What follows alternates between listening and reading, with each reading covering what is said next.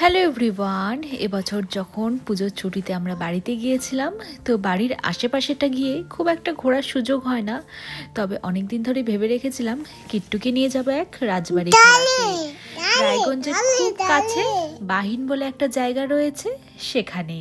রায়গঞ্জ শহর থেকে যদি টোটো নিই তাহলে 30 থেকে 40 মিনিটের মধ্যে এখানে পৌঁছে যাব খুব সহজে। আর রায়গঞ্জবাসীদের কাছে এই জায়গাটা খুবই পরিচিত। এর আগেও আমরা পরিবারের লোকেদের সাথে দুবার এখানে এসেছিলাম, তবে মেয়েকে নিয়ে প্রথমবার এখানে আসা। এসে দেখতেই পেলেন রাজবাড়িতে তো কেউ থাকে না, এবং থাকার মতো অবস্থাও নেই।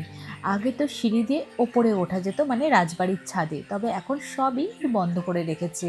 আর দেখতেই পারছেন বহু প্রাচীন এই রাজবাড়ি, এবং যত্নের অভাবে অনেকটা জায়গায় এখন ভেঙে ভেঙে পড়েছে। তাই ভেতরে দেখার মতো এখন তেমন কিছু নেই। তবে এই রাজবাড়িটা দেখতে আরও বেশি সুন্দর লাগে এই যে সামনে একটা নদী রয়েছে, এই নদীর নৌকো থেকে। আর এই রাজবাড়িতে এলে পরেই এখানে নৌকা ভ্রমণ করার অনেক সুযোগ পাওয়া যায়। আর নদীর ওপারে রয়েছে বিহার রাজ্য।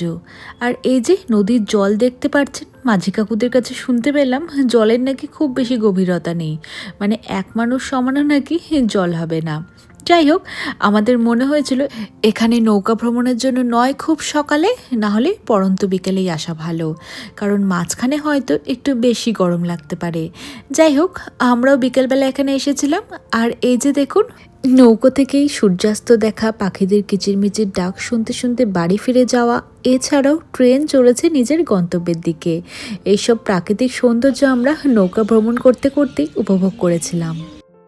আর হ্যাঁ, নৌকা ভ্রমণের জন্য এই মাঝি কাকুদের সাথে এখানে এসে একটুখানি দরদাম করে নিতেই হয়। আমাদের ওই প্রায় 30 মিনিটের মতো খুব সুন্দর নৌকা ভ্রমণ করিয়েছিল, আর নিয়েছিল প্রায় 300 টাকার মতো। আর দিনের শেষে এত বিশাল রাজবাড়ির সামনে নদী, আর তার মধ্যে নৌকা ভ্রমণ করে কিট্টু হয়েছিল বেজায় খুশি। আচ্ছা বলো তো, বাই বাই। Bye bye.